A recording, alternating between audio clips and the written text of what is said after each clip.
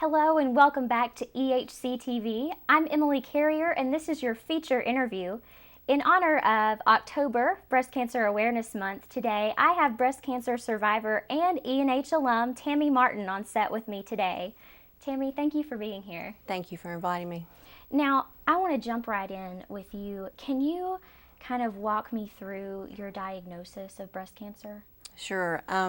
This was actually caught with a routine mammogram, which I'm very, very thankful for. I've always been very proactive with my health, and so I would never miss an appointment. And it was, like I said, found with a routine mammogram, very small and in place, was not invasive, which means it had not spread in the breast. And I only had to have a lumpectomy followed by 6 weeks of radiation. And I consider myself very, very fortunate in that case because if I had skipped my appointment or if it had started growing after my appointment, it would have been another year before it was found. So I feel very blessed and very fortunate that it was found early and very small. How recently was this discovered? This was in April of this year. Yeah. I actually found out on tax day my diagnosis, and I have a good sense of humor, so I was telling everybody it was sort of taxing news. But it was still a shock to my system.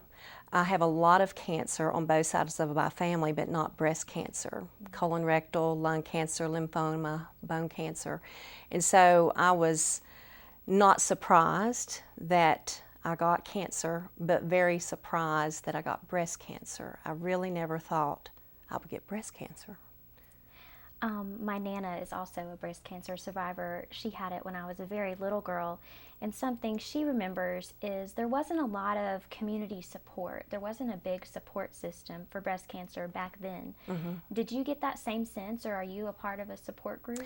I'm not actually a part of a formal support group, but many of my friends, I probably have 12 friends who have had breast cancer, radical breast cancer. People, once they found out that I had breast cancer, reached out to me unbelievably. I was just overwhelmed with emails and cards and a lot of support. Of course, now it's in the media, October Breast Cancer Awareness Month, Relay for Life, everything trying to bring attention to it, which is all very good. Have you been a part of any Relay for Life or similar fundraiser? I have. I've participated in Relay for Life, and it's a wonderful event, and if you haven't participated in it, it's a good thing to be involved with. So, now I want to talk to you about your definition of a survivor. I know some ladies, the minute they're diagnosed, I am surviving this breast cancer. Or did you have a moment where, maybe throughout your treatment, or just a moment where you felt like I have finally beat this? I would say, first of all, embrace the diagnosis. Some people are afraid to say the word cancer. I have some friends who had cancer. They were afraid to say the word cancer. But first of all, embrace the diagnosis and then be proactive with your treatment. I opted not to stay here locally, and I went elsewhere for treatment because I wanted to receive the best treatment. So from the very beginning, I was determined to be a survivor. And you mentioned that your cancer was found in a routine mammogram. Mm-hmm. I know there's a lot of campaigns around campus and in the community about that early detection is the key to survival. Mm-hmm. I guess that importance is magnified with you. It is, and like I say, that I was proactive, but I also, like I said earlier, I didn't think I would ever get breast cancer. So I came up with a little thing. I said I had PID, which was proactive, informative denial. It's very important to be proactive and to stay with your checkups. And like I said, I feel very fortunate, very, very fortunate that it was caught early. Now, on a lighter note, you're an Emory and Henry alum, I am. class of 1986. Correct. Correct. Tell me about your Emory experience.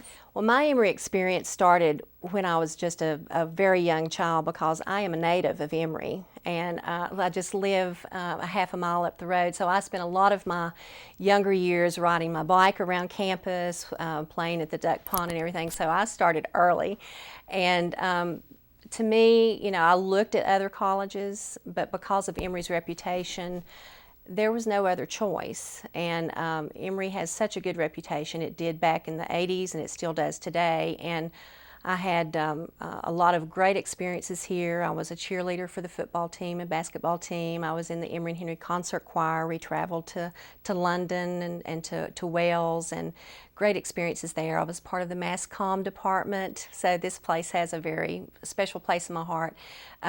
Was on the radio show and everything. So Emory is always special to me. It's always been special to me from, like I said, from very young to where I am now. So, well, I can see you've taken away some communication skills from your Emory experience. How has the Emory community impacted your life post-graduation?